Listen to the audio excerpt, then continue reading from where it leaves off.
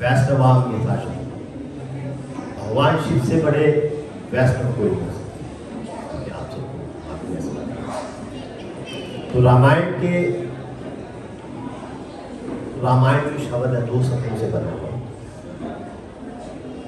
रामस्य आयन, रामस्य, राम की आयन का मतलब है यात्रा या पथ या वास। जहाँ पे भगवान रामचंद्र जी का वास, जो भगवान रामचंद्र जी का पथ, जो भगवान रामचंद्र जी की यात्रा, उसको बता रहे हैं। अभी तक तो सबको पता है कि महर्षि वाल्मीकि जी ने सर्वप्रथम रामायण, ठीक है, और मालूम सभी जानते हैं इस बात। वाल्मीकि जी के बारे में ये भी सबको मालूम है कि वाल्मीकि जी कौन थे। बता सकता है कोई कौन थे? हाँ, कितना मालूम है? सुना है कभी वाल्मीकि जी के बारे में? सुना है तो नहीं जानते जी। हाँ, डाकू थे। और किसको पता है कि वाल्मीकि जी डाकू थे? रत्नाकर डाकू के नाम से मशहूर थे यार वाल्मीकि। मालूम है? आप भी बता सकता है कोई? सुना है किसी ने? ठीक है बात। तो जैसा कि सबको मालूम है, अभी तक बताया गया है, कथाओं में हमने सुना है वाल्मीकि जी रत्नाकर डाकू। लेकिन जब वाल्मीकि रामायण को मैंने पढ़ा, पृष्ठ संख्या 897, तो भगवान रामचंद्र जी के पास जब सीता मैया की ये कहने के लिए कि सीता मैया जो है वो बिल्कुल पाक है, तो ये बताने के लिए वाल्मीकि जी जब जाते हैं, तो वाल्मीकि जी क्या कहते हैं? आप सब लोग वाल्मीकि रामायण को पढ़ सकते हैं, बताएंगे बात। तो वहां वाल्मीकि जी कहते हैं कि मैं 10वें प्रचेता का पुत्र। किसका? 10वें प्रचेता का। मैंने मन क्रम वचन से कभी भी झूठ नहीं बोला। यहाँ पे हम क्या बोल रहे हैं कि वो डाकू है। अब वो क्या कह रहे हैं कि मैंने मन क्रम वचन से कभी भी झूठ नहीं बोला, मैंने हजारों वर्ष तपस्या की। यहाँ हम क्या कहते हैं कि वो डाकू का काम करते थे, जंगल में छुपे रहते थे। यहाँ वो क्या बोल रहे हैं? ये मैं नहीं बोल रहा हूँ, ये वाल्मीकि रामायण बोल रही है, आप खुद देख सकते हैं। मैंने कुछ संख्या भी बोल दी, कोई नेट पे भी देख लेगा, अगर मान लो उसके पास वाल्मीकि रामायण नहीं हो तो नेट से निकाल। वो कहते हैं कि मैंने हजारों वर्ष तक तपस्या की और मुझे जहां तक याद है मैंने कभी भी झूठ नहीं बोला। और मैं आपको इस बात की गारंटी दे सकता हूं कि ये सीता मैया जो है। अब आप देखिए ये कुछ चीजें, हाँ मैं ऐसा नहीं कह रहा, किसी जन्म में जैसे नारद मुनि जी भी आपने सुना कि किसी समय दासी के पुत्र थे, किसी जन्म में दासी के पुत्र, वैसे किसी जन्म में वाल्मीकि जी भी ऐसा होगा कि वो डाकू रहे, उस बात से नहीं बात। लेकिन जिस जन्म में उन्होंने रामायण लिखी, उस जन्म में वो 10वें प्रचेता के पुत्र। ऐसी कुछ चीजें। अब ये बातें वाल्मीकि जी के अलावा लगभग 300 लोग अलग अलग रामायण लिखी, वाल्मीकि जी के अलावा 300 अलग। लेकिन 2 रामायण जो सबसे ज्यादा प्रसिद्ध हुई, एक तो तुलसीदास जी के मानस और दूसरी वाल्मीकि जी की लिखी हुई। वाल्मीकि जी ने संस्कृत में रामायण लिखी थी और तुलसीदास जी ने अवधी में लिखी थी, अपनी भाषा में। उस टाइम अवधी बोली जाती थी, तो मैं अगले कक्षा में, अगले लेक्चर में बताऊंगा कि क्या दोनों में डिफरेंस है। आज इसमें ज्यादा नहीं जाऊंगा। अभी तक यही पता है, जैसा हमने बोला कि वो तुलसीदास जी, सॉरी वाल्मीकि जी ने प्रथम रामायण, लेकिन प्रथम रामायण जो थी वो वाल्मीकि जी ने लिखी। प्रथम रामायण हनुमान जी ने, प्रथम रामायण हनुमान जी ने। हनुमान जी जब भगवान रामचंद्र जी वनवास से बाद आके अयोध्या में आ गए, हनुमान जी भी आपके मन में साथ ही आए, तो हनुमान जी उसके बाद हिमालय के ऊपर चले गए, तपस्या में लगे रहते। तो साथ में तपस्या करते थे, साथ में क्या वो चट्टानों के ऊपर अपने नाखूनों के साथ रामायण, अपने नाखूनों के साथ चट्टानों के ऊपर उन्होंने संस्कृत के श्लोकों में रामायण। अब जब वाल्मीकि जी ने अपनी रामायण लिखी, तो रामायण लिखने के बाद वो क्या गए, भगवान शिव के पास गए हिमालय पर्वत में। कैलाश पर्वत पे। तो कैलाश पर्वत पे वो भगवान शिव को समर्पित करना चाहते थे। तो देखा तो वहां क्या था, वहां सबसे पहले हनुमान जी पहले से वहीं थे। उन्होंने हनुमान जी द्वारा लिखी हुई रामायण भी देखी। जब उन्होंने वो रामायण देखी तो उनको लगा कि ये मेरी मतलब वो निराश हो। हनुमान जी ने पूछा कि क्यों ये निराशा का कारण, क्यों ऐसा क्यों लगा आपको? बोले मैंने इतनी तपस्या की, इतनी मेहनत से ये रामायण लिखी, लेकिन आपकी रामायण के आगे तो मेरी रामायण बिल्कुल ही थी, है ना। जैसे भी शुभम बाबू जी ने गाया, तो शुभम बाबू जी के गायन के आगे हमें ऐसा लगता है कि हमने तो गाया है ना। तो क्या हुआ कि ऐसा उन्होंने बोला कि आपकी रामायण के आगे तो ये हनुमान जी तो हनुमान जी है। हनुमान जी ने कहा कोई बात नहीं, आप निराश मत होइए। हनुमान जी ने एक कंधे पे महर्षि वाल्मीकि जी को बिठाया और एक कंधे पे वो जो हनुमत नामा, उसको जो लिखी रामायण थी हनुमान जी ने लिखी थी, उसका नाम था हनुमत नामा। उन शिलाओं पे जो लिखी, एक कंधे पे उन्होंने अपनी हनुमत रामायण उठाई और उड़ जाए। आपको मालूम हनुमान जी तो वायुपुत्र, हजारों किलोमीटर दूर समुद्र में, जब बीच समुद्र में पहुंचे तो उन्होंने भगवान शिव को समर्पित करते हुए अपनी हनुमत रामायण को जो है समुद्र में प्रवाहित किया। किस लिए प्रवाहित किया? ताकि जो वाल्मीकि जी ने रामायण लिखी है उसकी ऐसा ना हो, उनको ऐसा लगे कि ये मेरी रामायण। अब वाल्मीकि जी को लगा इतना बड़ा अच्छा ऐसा हो, वाल्मीकि जी को लगा हनुमान जी अब मैं एक जन्म मुझे और लेना पड़ेगा। किस लिए लेना पड़ेगा? आपकी स्तुति। वो इतने ज्यादा मस्तिष्क हो गए कि हनुमान जी ने इतनी मेहनत से रामायण लिखी थी और वो मेरे एक इतनी सी बात को उन्होंने रामायण में प्रभावित कर दिया। उन्होंने कहा मुझे एक जन्म और लेना। अगला जन्म जब वाल्मीकि जी का हुआ तो मालूम है कौन था? तुलसीदास। वो तुलसीदास, ठीक है। तुलसीदास जी ने जब रामायण लिखी, मानस लिखने से पहले उन्होंने क्या लिखा था मालूम है? हनुमान चालीसा। ये जो हनुमान चालीसा थी वो मानस से पहले लिखी। क्यों लिखी थी? क्योंकि पिछले जन्म में उन्होंने हनुमान जी से प्रॉमिस किया था कि मैं आपकी स्तुति के लिए मुझे एक जन्म। ऐसे थे हनुमान जी।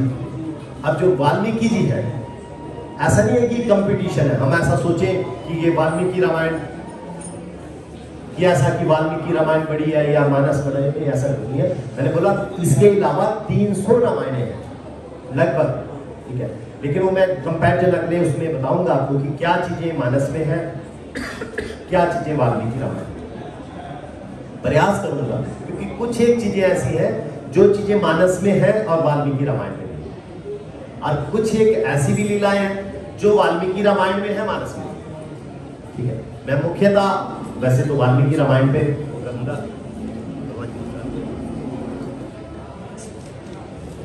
तो मैं वैसे तो फोकस रहेगा मेरा कि वाल्मीकि रामायण की सभी चीजों पे उनको उजागर करूं, लेकिन कुछ चीजें जो अन्य रामायणों में भी लिखी है, मानस या मानस के अलावा कुछ अन्य रामायणों में लिखी है, उनको भी मैं कोशिश करूंगा कि मैं आपके सामने उनको।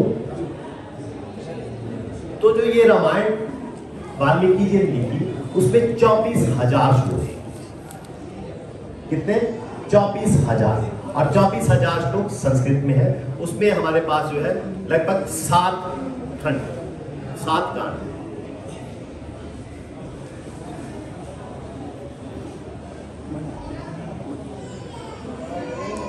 तो अब बात चलती है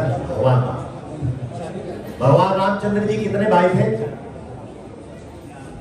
कितने भाई थे? थोड़ा रामायण सुनी हुई आपने, पहले ऐसा तो 4 भाई थे। जैसे चारों का जन्म हुआ, कितनी देर का फासला था? कुछ मिनटों, एक के बाद दूसरा। जो क्रमवार अगर हम कहें तो भगवान रामचंद्र जी, फिर भरत जी हुए, लक्ष्मण जी हुए, फिर शत्रुघ्न। कुछ मिनटों का फासला। लेकिन जो बड़े भाई के प्रति रिस्पेक्ट है, हम सब लोगों को कम से कम दिन में, पूरा दिन रात में कुछ समय, ना ज्यादा हो तो 10-15 मिनट, आधा घंटा के लिए रामायण को अपने बच्चों के साथ, अपने परिवार के साथ जरूर देखें। अगर कथा ना कर सके तो कथा तो सबसे अच्छी है, ना कर सके टीवी पे लगा दो, किसी बहाने कुछ ना। तो अगर चाहते हो कि संस्कार हो, अगर चाहते हो कि एक भाई अपने दूसरे भाई पे केस ना करे जाके, पिताजी पे केस ना करे जाके, ठीक है, तो क्या करना, तो रामायण देखना। तो चारों भाइयों में अंतर कुछ क्षण, चारों जब लाए गए तो एक बड़ा सा झूला, ठीक है, सोने का झूला था, जिसमें चारों को लिटाया। बच्चे पैदा होते रोते हैं ना भी रोए तो डॉक्टर क्या करता है, रुलाएगा उसको, टेस्ट करेगा है कि क्या जुबान चलती है, नहीं चलती, नहीं भी हो तो लाते हैं। तो चारों बच्चे ऑब्वियसली रो तो गए, जैसे झूले में डाले, लेकिन पालने में वो थोड़ी देर, बस एक मिनट चुप हो गए। लेकिन एक बच्चा निरंतर रोएगा, एक बच्चा निरंतर रोएगा, पूरा प्रयास कर लिया, वैद्यों ने, हकीमों ने सब कुछ देख लिया, झाड़ फूंक वाले भी आगे, बच्चा रोने से को चुप ना। तो वशिष्ठ मुनि, जानते हैं वशिष्ठ जी के बारे में? वशिष्ठ आप तो मनाली के वशिष्ठ जी तो थे, देखिए, ब्राह्मण का काम अति मंदा, वशिष्ठ जी बोलते थे, जो ये ब्राह्मण का काम है ये सही काम। वशिष्ठ, मैंने नहीं बोल रहा, ये देखो मेरी भाषा पे नहीं जा रहा, ये सारी बातें कहीं ब्राह्मण मेरे को पकड़ते हैं, भाई मेरा काम क्यों मंदा मिला, है ना? ये वशिष्ठ मुनि कहते हैं। कारण क्या है? पूरा करेंगे, मान लो जन्मदिन किया, ये किया, वो किया, सब कुछ करेंगे, और वो सारे ग्रह, पंडित जी आप होंगे कि नहीं होंगे, ठीक है, और उसके बाद भी दोष किसको, पंडित जी ले गए सारे। आप कोई क्या, वैसे मैं एग्जांपल बता रहा हूँ, अगर किसी को बोले कि सारे ग्रह दे रहे, इतने पैसे दूंगा, लेने को तैयार हो जाएगा कोई क्यों? लेकिन ब्राह्मण है जो उसको भी, ठीक है, ऐसा नहीं है कि वो काम नहीं है सही, लेकिन ब्राह्मण काम अति मंदा, ये विशिष्ट जी कह रहे हैं। लेकिन फिर भी क्या कह रहे हैं कि मैं फिर भी इस भगवान रामचंद्र जी की परंपरा में, क्यों? क्योंकि मुझे मालूम है कि इस वंशावली में भगवान खुद जन्म लेंगे, राम। तो ये मुनि विशिष्ट को सब क्या था, तो मालूम था, विशिष्ट मुनि को मालूम था। विशिष्ट मुनि ने क्या किया कि वो जो बच्चा लगातार रो रहा था उसको उठाया और भगवान रामचंद्र जी के चरणों में, जैसे रामचंद्र जी के चरणों में रखा, बच्चा चुप हो गया। मालूम है वो बच्चा कौन था? लक्ष्मण। पैदा होते ही जैसे भगवान रामचंद्र जी के चरण मिले, तो जी माता जी, रामायण में इतने पात्र हैं, एक एक पात्र के ऊपर पीएचडी की जा सकती है। आज मैं संक्षिप्त में कुछ ऐसे पात्रों को लूंगा जो बहुत कम, जिनके बारे में चर्चा बहुत कम है। भगवान रामचंद्र जी, हनुमान जी, या इन बाकी सीता मैया, ये तो सारा हम चलेंगे, लेकिन आज मैं कुछ एक पात्रों को लेने का प्रयास करूंगा जिससे, जिनके बारे में कम चर्चा। तो लक्ष्मण जी की बात चलती, ठीक है। लक्ष्मण जी जब भगवान जी को वनवास, ठीक है, तो कहाँ गए? अपनी माता सुमित्रा के पास। और क्या पूछने गए कि सुमित्रा भैया, ऐसे ऐसे राम जी को वनवास हो, तो मैं अवध में रहूं या मैं उनके साथ चलूं? तो मैया पता क्या बोलते? अवध वहीं जहां राम निवास। माता कहती है अवध कैसा अवध? अगर राम ही यहां नहीं है तो क्या अवध रहेगा यहां? अवध कहां जाएगा? जहां भगवान राम वास करते हैं वहां। तो ये पूछने की बात है, लक्ष्मण साथ चलेंगे, ठीक है। अब चित्रकूट पर्वत, मालूम है आपको? चित्रकूट पर्वत पे भगवान जी गए, तो चित्रकूट में कामतगिरी एक पर्वत है जिसपे भगवान जी ने उस समय विश्राम किया। कामतगिरी पर्वत के पास बहुत बड़ी चट्टान, ओलंपिक चट्टान है, आज भी चट्टान है, हजारों वर्षों से वो चट्टान है, आज भी वो चट्टान है। उस चट्टान पे लक्ष्मण क्या करते थे? उस चट्टान पे बैठ के लक्ष्मण जी निगरानी किया। आपने ये भी सुना होगा, लक्ष्मण जी 14 साल तक आंख नहीं झपकी। सुना है आप लोगों ने, है ना? लक्ष्मण जी ने 14 साल तक आंख, ऐसा पॉसिबल लगता है? वैसे लगता है कि ये गप्पी दुनिया की 14 साल तक आंख नहीं झपकी, ऐसा हो सकता है? नहीं चलो हम तो अब ऐसा ना सनातन से जुड़े हैं तो हाँ बोली देंगे, लेकिन आप कहीं अमेरिका में जाके बोलो बंदा मानेगा? बोले यार क्या मतलब बंदे को बेवकूफ बनाना, तो यही मैं ही मिला गया और भी तो तेरे लोग बोलेगा। तो ऐसा लोगों को लगता था, ऐसा क्या था कि वो पलक बिना झपके पॉसिबल है? कैसे पॉसिबल? अभी आप लोगों के बहुतों के घर में सीसीटीवी कैमरा होगा, ना भी अपने घर में नहीं होगा तो किसी का देखा तो होगा। तो सीसीटीवी कैमरा गेट पे लगा रहता है, वो क्या करता है सीसीटीवी कैमरा, उसमें रिकॉर्डिंग की ऑप्शन रहती है, जो आप काम कर रहे हो वो ऑप्शन होती है। तो लेकिन वो क्या कहेगा कि वो स्टोरेज जहां वो जिस उसमें आप कितने जीबी का डाटा उसमें है, तो उसमें अगर वो कंटिन्यू स्टोरेज रखेगा तो क्या होगा, डाटा जल्दी भर जाएगा। तो उसमें कैमरा में एआई टेक्नोलॉजी बोलते हैं। एआई क्या मतलब? Artificial intelligence. आर्टिफिशियल इंटेलिजेंस आजकल मोबाइल में भी आपने देखा, मोबाइल में अगर आप मतलब जिनके पास आईफोन है उनका तो ऐसा कहता है कि अगर बात भी करने लग जाओ ना किसी चीज के बारे में तो वो फोन में आने लग जाएगा। आपको कोई एक शर्ट आपको मान लो थोड़ी सी अच्छी लगने लगी, आप एक बार तो वहां देखो, लाइक मत करो मोबाइल में, उसमें एक बार देखो 50 ऑप्शन आनी शुरू हो जाएगी, ये कंपनी भी बनाती है, ये भी बनाती है, ये भी बनाती है। मतलब ये क्या है? ये आर्टिफिशियल इंटेलिजेंस है, ठीक है। तो वो आर्टिफिशियल इंटेलिजेंस क्या थी वो, कि वो कैमरे में क्या रहती है कि वो कैमरा अगर आपका जैसे रात को है कोई हरकत नहीं है तो कैमरा स्लीपिंग मोड में, ठीक है। सुबह मैंने आपके वहां पे देखा है ना, जैसे वो उठे तो एकदम लाइट जलती है, तो वो क्या है कि वो स्लीपिंग मोड में रहेगा जिससे वो डाटा नहीं भरेगा। लेकिन जैसे ही कोई हरकत हुई एकदम वॉक। तो लक्ष्मण जी के पास ये एआई से आंख क्या थी? आंख खुली थी, कैमरा खुला था, लेकिन वो सोते थे। लेकिन जैसे ही कोई हरकत आई एक जरा सी रेज वहां से निकली कि उनका धनुष उसी तरफ। इस विद्या को क्या बोलते थे? अति बला। इस विद्या को अति बला, ठीक है। जब वो वाल्मीकि उनके पास बचपन में ऋषि के पास जब चले गए, ठीक है, तो उन्होंने वो सारी विद्याएं उनको सिखाई, ठीक है, शुरुआत में, है ना। तो ये विद्या क्या थी? अति बला। तो लक्ष्मण के पास जो थी वो 14 साल क्या था, तो इसी हिसाब से। अब देखिए लक्ष्मण की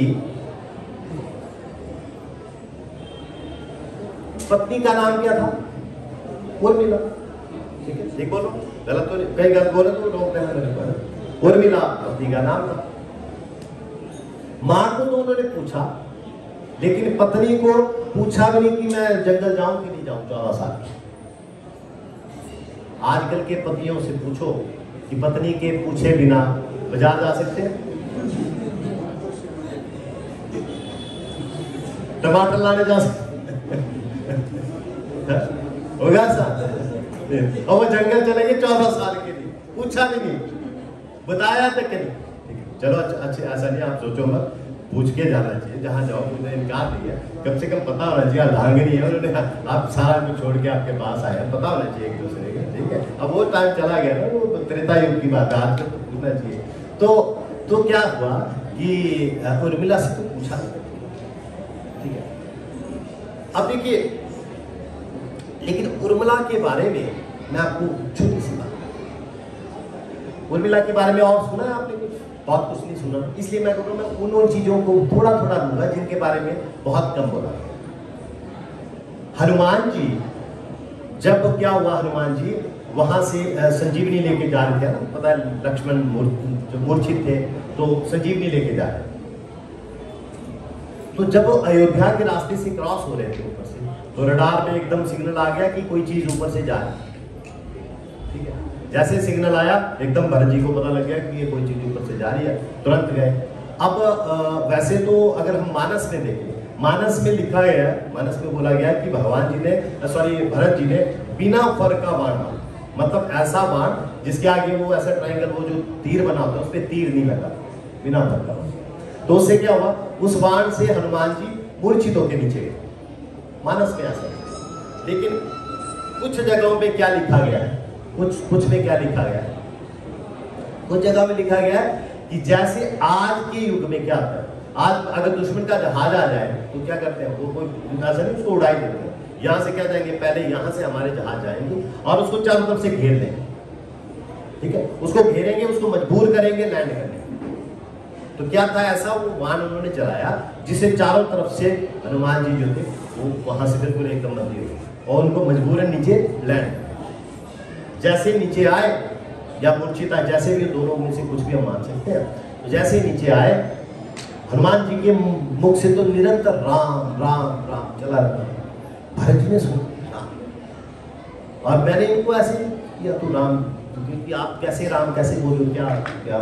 तो हनुमान जी ने उनको ऐसे स्टोरी सुनाई शॉर्ट में कि रिया से ऐसे लक्ष्मण जी मूर्छित हैं, तो मैं उनके लिए कहता। अब जैसे पता लगा कि लक्ष्मण जी मूर्छित है, तो साथ में रनिवास था जिसमें रानियां रहती थी, तुरंत सारे आ गए कि लक्ष्मण जी कैसे मूर्छित हो। कौशल्या मैया जो है, कौशल्या मैया आई और उनके पास, हनुमान जी के पास,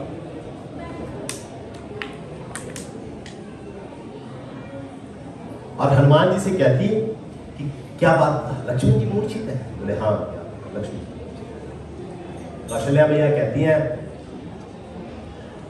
देखो हनुमान, राम जी से कहना कि ये 14 साल बड़ी मुश्किल से बिताए, मालूम है ना? कौशल्या मैया ने जो किसी मां के लिए मुश्किल होता है, 14 साल बड़ी मुश्किल से बिताए, मगर अगर लक्ष्मण को आप साथ नहीं हुए तो उनके बिना घर वापिस। कौशल्या मैया ने कहा कि लक्ष्मण के बिना घर वापिस मत आ। अब वो सुमित्रा मैया जी आई, सुमित्रा मैया जी देखती हैं, सुमित्रा मैया जी हनुमान जी से कहती हैं कि हनुमान,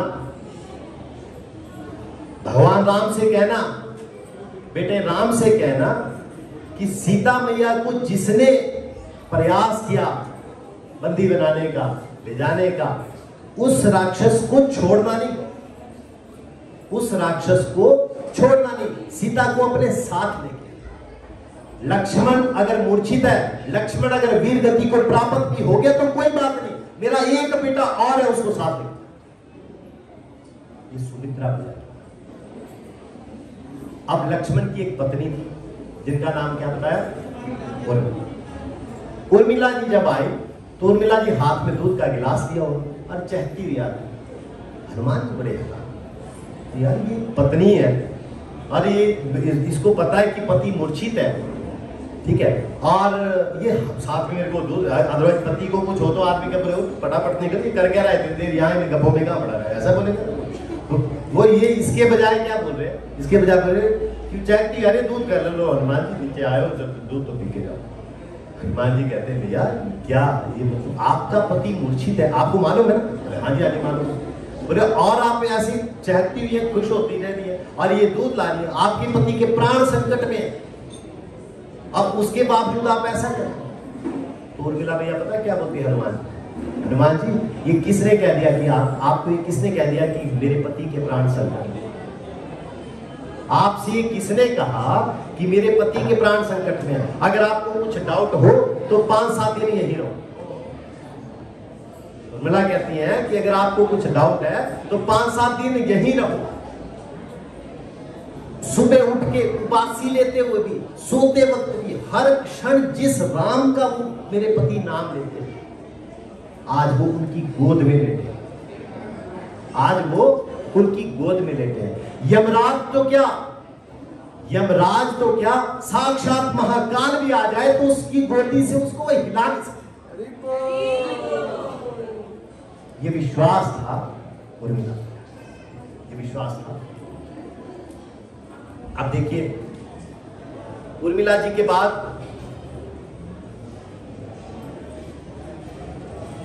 एक भरत का चरित्र आता है। उर्मिला के बाद एक भरत का, भरत के बारे में भी बहुत कम कुछ बोला गया लेकिन बहुत कम होता। देवताओं के कहने पे, देवताओं के कहने पे मां सरस्वती ने क्या किया, मंथरा की बुद्धि फेरी। देवताओं के कहने पे मां सरस्वती ने मंथरा की बुद्धि फेरी। देवताओं के कहने पे मां सरस्वती ने क्या किया, कैकेयी की बुद्धि फेरी। ठीक है, लेकिन जब भरत को पता लगा, जब भरत को ये पता लगा कि ऐसे ऐसे देवताओं को पता लगा, सॉरी, कि भरत जो है वो रामचंद्र अभी गए हैं अभी वनवास के लिए, और भरत जो है उनको लेने जा रहे हैं। तो देवताओं में खलबली मच गई। बड़ी मुश्किल से तो ये भगवान रामचंद्र जी को वहां भेजा था जंगल में जो काम करने के लिए, कहाँ गए, और यहाँ अगर ये द्वारा भरत चले गए तो क्या होगा? भरत के जाने से वो वापिस आ सकते हैं रामचंद्र जी। भावो क्या है, भरत से इतना प्रेम करते हैं तो रामचंद्र जी वापिस आ सकते हैं, ठीक है। तो देवताओं में खलबली मची। तो देवता लोग क्या कहते हैं? देवता लोग जो है वो द्वारा प्रे करते हैं सरस्वती मैया से कि सरस्वती मैया कुछ ऐसा जादू चलाओ कि ये भरत की बुद्धि को थोड़ा सा, अगर थोड़ा सा कुछ हो जाए तो ये हमारा काम हो जाएगा, जिस काम के लिए भगवान रामचंद्र जी गए। तो माता सरस्वती मालूम है क्या है? आपकी 1000 आंखें होती हुई अंधे हो गए, आपकी 1000, मैं दुनिया में हर एक की बुद्धि को फेर सकती हूँ, किसी की बुद्धि को भी फेर सकती हूँ, लेकिन भरत की बुद्धि, आपको मालूम, जब भगवान रामचंद्र जी को वनवास हो गया, पिताजी दिवंगत हो गए, लेकिन भरत को नहीं बताया गया कि तुम्हारे पिताजी, भरत जी तो ननिहाल थे, तो भरत जी को नहीं बताया गया कि जो है वो आपके पिताजी जो है वो शरीर क्या है। तो क्या हुआ? भरत जी को बुलाया गया, भरत जी आए वहां से, घर से बुलाया गया, ननिहाल से सॉरी बुलाया गया। किस क्या बोल के बुलाया गया कि बहुत अर्जेंट था, कुछ विशेष कार्य है जिसके लिए आपको। अब वो भरत जी जो है वहां से आगे आते आते अयोध्या से थोड़ा बाहर एक नंदी ग्राम जगह, सुना नाम नंदी ग्राम? नंदी ग्राम में इनके पुरखों की जगह, पुरखों का मंदिर जिसमें सारे पुरखों की, पुरख जैसे कि पृथु नाम सुना आपने? पृथु, जिसके नाम पे ये पृथ्वी जगह, ये जो पृथ्वी नाम पड़ा किसके नाम से पड़ा? पृथु जी के नाम, उनके पूर्वज थे पृथु, ठीक है। आज दिलीप, मानधाता नाम सुना है? मानधाता मतलब ये लोग जो ऐसे लोग थे जिन लोगों के बारे में बड़ा मुश्किल है सुनना, ही बड़ा मुश्किल है। राजा बलि वो जिसने अपने मांस काट के दे दिया, ये सब राम जी के वंशज थे, सॉरी पूर्वज थे। तो जब वो आज दिलीप तक पहुंचे, दिलीप के बाद जैसे देखा तो अगली फोटो किसकी? राजा दशरथ। अब वो पूजन के लिए आए थे, पूजन के लिए हाथ में थाली दी हुई थी पंडित जी ने, पुरोहित ने। जैसे देखा कि राजा दशरथ, तो उन्होंने पूछा, पुरोहित की तरफ देखा, ये बोले जी बात, बोले पिताजी, बोले हाँ जी पिताजी, बोले पिताजी क्या? बोले जी पिताजी दिवंगत। जैसे सुना कि पिताजी नहीं रहे, भरत जी के हाथ से पूजा की थाली छूट। क्यों, ऐसा क्या हो? बोले जी राम जी को वनवास हो। तो दूसरा अटैक, पहला तो क्या था कि पिताजी चले गए, दूसरा अटैक क्या हो गया? राम जी को वनवास। बोले कैसे? बोले आपकी माता ने दिलाया। भरत जी एकदम से रोते हुए उठे, बड़ा दौड़ाया और दौड़ के पहुंचे कहाँ? अयोध्या। अयोध्या पहुंच के जो है उन्होंने देखा, कुछ नहीं किया उन्होंने। सबसे पहले सब लोगों को तैयार, जितने रिश्तेदार थे, जितनी माताएं थी, जो कुछ था, सबको तैयार किया। आज राम जी को देखें, ठीक है। और तो और उन्होंने अपने ससुर जी को भी साथ दिया, सॉरी रामचंद्र जी के ससुर जी को भी साथ दिया। जब वैसे उनके भी थे क्योंकि जेठ भी थे, समझो आपस में बहनें तो थी सारी चारों। तो जनक भी साथ में जाने लगे। जाते जाते क्या था? ऋषि भारद्वाज का एक आश्रम सुना होगा आपने? भारद्वाज जी का नाम सुना? गोत्र है बहुतों के, गोत्र भी होंगे भारद्वाज, है ना। तो रास्ते में भारद्वाज मुनि का आश्रम। अब ये भारद्वाज मुनि का जो आश्रम था, ये आश्रम वो था जहां जातिवार भगवान रामचंद्र जी भी रुके थे, ठीक है। भगवान रामचंद्र जी भी रुके थे, तो क्योंकि रास्ते में पड़ाव पड़ता था ना पहले, तो उस पड़ाव पे रुके। अब वहां जाने के बाद रात को विश्राम किया सब। जब सुबह हुई जाने लगे तो क्या करना था? वहां से वो सरयू नदी पार कर। नदी पार करने से पहले जो उसमें क्या, वो स्वस्ति वाचन करते हैं, मॉर्निंग का टाइम था। स्वस्ति वाचन के लिए जैसे जल दिया भगवान रामचंद्र जी के हाथ में, ठीक है। तो हाँ, उससे पहले आप और उससे पहले भरत पूछते भरत जी भारद्वाज मुनि से क्या पूछते हैं? भरत जी बोलते कि एक बात बताइए मुनिवर, क्योंकि भगवान राम भी जातिवार यहाँ रुके थे, ये बताइए वैसे भगवान राम मुझे माफ तो कर देंगे? मैंने इतनी बड़ी गलती की, मेरी माँ ने इतनी बड़ी धृष्टता की, मैंने इतना बड़ा गुनाह कर दिया, क्या वो भगवान मुझे माफ कर देंगे? ऐसी गलती जो भरत ने की ही नहीं। मजे की बात क्या, हम आपस में भाई भाई लड़ते हैं, किस लिए लड़ते हैं? वो तो गलती के लिए लड़ते हैं ना, किसी के लिए। या भरत की गलती थी? कोई गलती ही नहीं थी, गलती तो किसी और ने की थी। तो भारद्वाज जी से भरत जी पूछते हैं कि भारद्वाज मुनि ये बताइए कि क्या भगवान जी मुझे माफ कर देंगे? भारद्वाज जी कहते हैं कि भरत, मैं ये तो नहीं जानता कि भगवान राम आपको माफ करेंगे। तो भरत जी बोलते हैं कि वैसे भगवान राम मुझसे प्रेम तो करते हैं, क्या लगता था?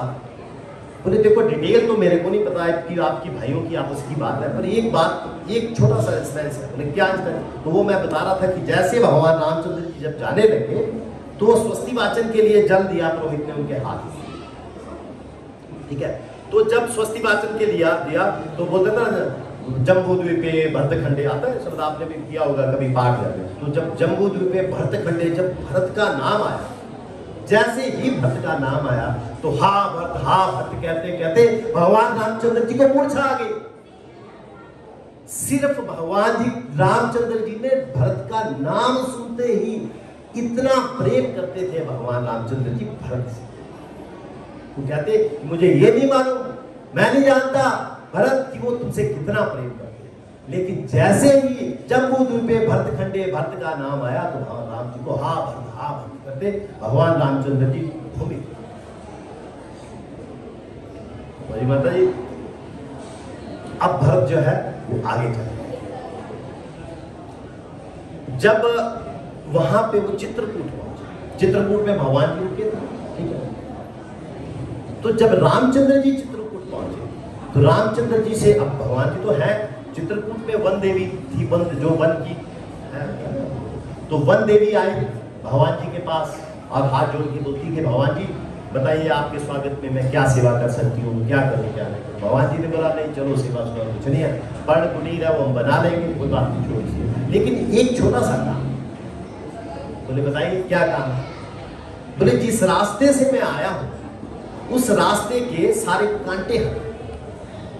भगवान रामचंद्र जी बोल रहे हैं, किससे बोल रहे हैं?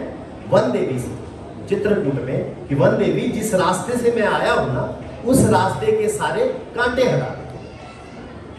तो वन देवी बोलती भगवान कांटे तो चलो मैं हटा दूंगा, पर अब तो आप आ गए, अब कांटे हटाने नहीं, हटाने से क्या क्या? भगवान जी कहते हैं इसलिए उन कांटों को हटा देना क्योंकि मुझे ढूंढता ढूंढता मेरा भाई भरत जरूर आए, मुझे ढूंढता मेरा भाई भरत जरूर आए, अब उसे वो कांटा चुभना चाहिए। वन देवी कहती है भगवान आप ये प्रश्न पूछ सकती हो? बोले हाँ। बोले क्या आपका भाई भरत इतना नाजुक है कि जिसको एक कांटा लग जाए, जिसको एक कांटा लग जाए तो उसको दर्द हो जाएगा? भगवान कहते हैं कि वन देवी मेरा भाई भरत तो वज्र है, मेरा भाई भरत तो वज्र से भी मजबूत है, उसकी छाती से टकरा के इंद्र का वज्र भी टूट जाएगा, लेकिन वन देवी जिस वक्त उसके पैर में एक कांटा चुभा ना तो उसको लगेगा कि मेरे करके मेरे भाई रामचंद्र को इन कांटों को झेलना पड़ा। ये प्रेम था राम, ये प्रेम था राम। तो भरत जी के, मैं बोलो एक एक रामायण का एक एक कैरेक्टर ऐसा है जिसके ऊपर कुछ भी हम कितना कितना कुछ। भगवान भरत जी की एक पत्नी जिसका नाम है मांडवी, सुना? भगवान जी की पत्नी है मांडवी। मैं प्रयास करूंगा, मैंने बोला उन कैरेक्टर को चुनूंगा जिनके ऊपर कम बोला। जब वो रात सबसे ज्यादा भारी, जब अगर आप बोलो कि सारी रामायण में सबसे भारी रात कौन सी, सबसे कठिन रात कौन सी, वो थी कि जब लक्ष्मण मूर्छा में थे। पता था भगवान जी है, क्या करेंगे? कुछ नहीं करेंगे, कुछ कर नहीं सकता। बताया आपको, उर्मिला ने बताया, क्या कर सकता है? कार्य कुछ नहीं कर सकता। भगवान जी को वनवास हुआ, क्या वो कठिन था? नहीं, लीला। कुछ भी कर सकते। लेकिन वो रात जिस समय राजा जनक सहित वो सारे अयोध्या वासी गए थे भगवान रामचंद्र के पास मनाने के, वो चांदनी रात वो बाहर बैठे हुए थे। अब वो पल क्या था, वो पल इतना सेंसिटिव, ऐसा भी हो सकता था कि भगवान रामचंद्र जी वन में रुक गए, ऐसा भी हो सकता था कि वो वापस चले। नीति क्या कहती है? नीति क्या कहती है? नीति तो वो कहती है ना कि जनमत जिसके साथ हो उस काम को करना चाहिए, ये कहते हैं जनमत जिसके साथ हो उस काम को करना चाहिए। लेकिन नहीं, जितने नेता लोग हैं वो लोग इस चीज को बड़ा भगवान रामचंद्र जी की रामायण से इस बात को सीखे। जनमत क्या कह रहा था कि भगवान रामचंद्र जी वापिस चले। जब अयोध्या से आए थे तो अयोध्या वासी सारे के सारे देखो रथ के आगे लेट गए थे कि नहीं नहीं नहीं भगवान जी नहीं जाएंगे। ठीक है, अब क्या था, पूरी की पूरी अयोध्या उठ के आ गई थी कि भगवान जी आप वापिस चले। तो जनमत किसके साथ था? वापिस जाने के साथ। लेकिन धर्म क्या था? धर्म क्या था कि माता ने जो वचन दिए हैं उस वचनों को निभाने के लिए मेरे पिता ने मेरे को जंगल में भेजा है, तो मैं पिता का धर्म जो पिता जो मैंने वचन दिया जो धर्म है वो निभाऊंगा, जनमत नहीं निभाऊंगा। तो धर्म बड़ा आ जाता है जनमत से। ठीक है, तो यहां क्या हुआ, अब ठीक है भगवान जी नहीं माने, वापिस आए। आपको मालूम जब वो वापिस आए भगवान रामचंद्र जी की चरण पादुकाएं लेके आए, लेकिन राजपाट कहां से चलाया, सोते कहां भारत जी? वो जो मैंने आपको बताया वो पहले कि जहां जो पुरखों का मंदिर था, बताया अभी कौन सी जगह? नंदीग्राम। तो नंदीग्राम में वो जो भरत जी ने एक छोटी सी पर्ण कुटीर बनाई। कैसी हुआ देख के आए थे ना रामचंद्र जी की कुटिया कैसी है, तो उससे थोड़ी और घटिया क्वालिटी, बढ़िया क्वालिटी की नहीं और घटिया क्वालिटी। जमीन के अंदर 6 फुट नीचे गड्ढा खोदा। भरत जी ने जमीन में 6 फुट नीचे गड्ढा खोदा था। क्यों? क्योंकि भगवान रामचंद्र जी कहां सोते थे? जमीन पे। तो कहते हैं कि अगर रामचंद्र जी जमीन पे सो रहे हैं तो मैं जमीन पे नहीं सो सकता। तो भरत जी 6 फुट नीचे सोते थे। उस जगह से हमेशा एक ही आवाज आती थी, क्या? राम राम। तो मांडवी की बात चल रही थी। जब वो मांडवी वहां पे एक जिस रात को वो आके वहां नंदीग्राम में चले गए तो छत पे माता कौशल्या ने देखा कि रात हो गई, आधी रात का वक्त है, छत पे किसी के चलने की आवाज आती है। तो कौशल्या माता क्या करती है, छत पे जाके देखती, क्या मैं देखो तुझे कौन है? तो एक परछाई इधर से उधर, और स्त्री की परछाई इधर से उधर जा रही है। जब नजदीक जाके देखा तो देखा कौन? मांडवी, भरत जी की पत्नी। बेटा आ, तो क्या बात, नींद नहीं आ रही? बोले नहीं भैया। बोले भरत कहाँ है? बोले जी आपको नहीं मालूम? बोले वो जब से जंगल से आए तो उन्होंने तो ये जो नंदीग्राम है वहां पे वो चले गए, वहां पे उन्होंने अपनी कुटिया बना ली है, तो वहीं रह रहे। बोले अच्छा कहाँ रह रहे? तो बेटा तो आप यहाँ है तो फिर सोच। बोले आप नहीं गए क्या? बोले उन्होंने बोला कि अगर मैं चला गया हूँ, अगर आप भी चली जाओगी तो उन माताओं की सेवा करो। उन माताओं की सेवा के लिए मांडवी को वहां। अब देखो उन्होंने भी बोला मैं पति के साथ जाऊंगी, है ना, सीता मैया गई है तो मैं भी जाऊंगी। नहीं नहीं, बोला माताएं अकेली है, तो माताओं के लिए जो था वो मांडवी जी वहां रहे। बेटा अच्छा चलो ठीक है, बेटा आप सो क्यों नहीं रहे? बोले भैया बस अभी सो जाओ। बोले फिर भी? बोले वो जो नंदीग्राम वो देखो वो दिख रहा है दूर, वहां भरत जी अभी कोई सरकारी काम कर, तो दीपक की लौ भी मुझे दिखाई देती है, बस वो दीपक की लौ शांत हो जाए तो मैं भी सो। ये प्रेम था मांडवी और भरत, ये त्याग था मांडवी और भरत, ये कैरेक्टर था मांडवी जिनके बारे में मैंने आपको। अब एक कैरेक्टर आता है, क्या कहें? सुना है आप? रामायण में अगर विलेन बोलेंगे तो किसको क्या कहेंगे? रावण को भी नहीं बोलेंगे, रावण से भी ज्यादा खतरनाक किसको बोलेंगे? क्या कहेंगे? ऐसा ही है, ऐसा ही है। लेकिन देखिए आज आपको मैं बताऊंगा यहाँ रामायण का मतलब, मैं अपनी तरफ से नहीं, रामायण के माध्यम से बताऊंगा कि ऐसा पात्र जिसको अगर साधु बोला जा सकता है तो वो सबसे बड़ा साधु कौन था? कैसे था? भोजी माता जी, ये जो कैकई थी ये त्याग की एक मूर्ति थी। एक अश्वपति, एक राजा थे जिनका नाम क्या था? अश्वपति। कैकय देश था, कैकई देश, जिसके नाम पे कैकई बना। ठीक है, कैकई एक देश था जिसके जो थी वो अश्वपति उनके राजा थे और शुभ लक्षणा उनकी पत्नी थी। तो कैकई के माता थी शुभ लक्षणा और पिता कौन थे? अश्वपति। ठीक है, अश्वपति और उनकी बेटी। ये लोग जो थे ना, ये कहाँ है? ये जम्मू कश्मीर के पास, जो अभी आजकल शायद पाकिस्तान अधिकृत है, या गंधार वगैरह सुना होगा आपने, गंधार, तो वहाँ उनका है। गंधार JNK में माताएं बड़ी सुंदर होती है, सुना है? मैं नहीं कह रहा, हिमाचल की भी सुंदर होती है ऐसा, और खास करके कुल्लू मनाली में तो और ज्यादा सुंदर होती है। मैंने कथा भी करनी है, बोलना ही पड़ेगा। अच्छा, तो क्या हुआ कि वो वहां की, वैसे लोग सुंदर होते ही हैं, तो क्या गई अति बहुत सुंदर। और एक भविष्यवाणी दशरथ जी ने सुनी थी कि कैकई का जो बेटा होगा वो बहुत मेधावी, उनका जो बेटा होगा वो बहुत ज्यादा मेधावी। तो एक ये जो मतलब कैकई जो थी, जो कैकई मतलब इनकी बेटी थी, अब उसकी सुंदरता से भी वो एक तो मोहित हो गए, और दूसरा क्या हो गया, क्योंकि उनका बेटा बड़ा महान होना था ऐसा सुना था, तो उन्होंने वो अश्वपति को, उस राजा को प्रस्ताव दिया कि मैं आपकी बेटी से शादी करूँ। तीसरी शादी थी, लेकिन उस टाइम कर सकते, आज तक नहीं कर सकते, बता दीजिए आपने पूछा, उस टाइम कर सकते। तो क्या था, इसी शादी के लिए उन्होंने प्रस्ताव रखा।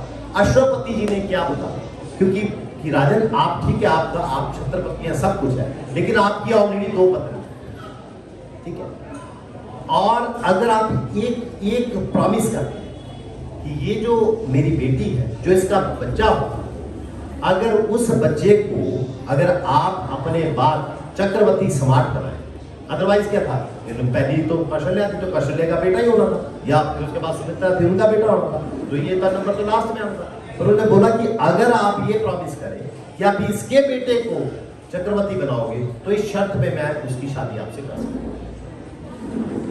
अब दशरथ जी को थोड़ा सा लगा कि नहीं यार, ये तो कुछ अन्याय हो गया। दशरथ जी जो है वापिस आ गए। अब आने के बाद वो मन ना लगे, वो होता है ना थोड़ा सा, वो प्रेम जिसको हो जाए तो वो थोड़ा वो बोलते हैं, वो खोया रहता है। सुना मैंने ऐसा सुना है, प्रेम का विवाह आपने किया, आपको पता होगा।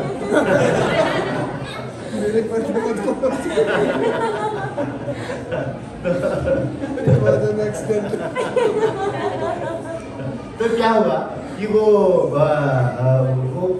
दशरथ जी थोड़ा उदास से लगे, क्या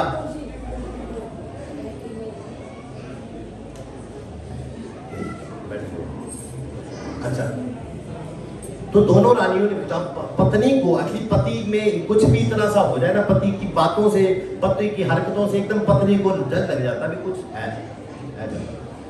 तो उन्होंने बोला कि क्या बात है महाराज, आप क्यों थोड़े उदास रहते हो? बोले नहीं कुछ नहीं। और वो बोलते वो इश्क मुश्क तो छुपता नहीं है, वो बात तो बीच में चली रही थी बात, तो उनको पता लग गया कि ऐसे ऐसे महाराज जी जो है वो कैकई के प्रेम में थोड़ा सा। तो उन्होंने बोला तो आप शादी करो। तो तभी उन्होंने जो है कंडीशन रखी है उनके पिताजी ने कि अगर शादी तभी करेंगे अगर उसके बेटे को सम्राट बनाओ। तो बोले ये तो मैं कर नहीं सकता।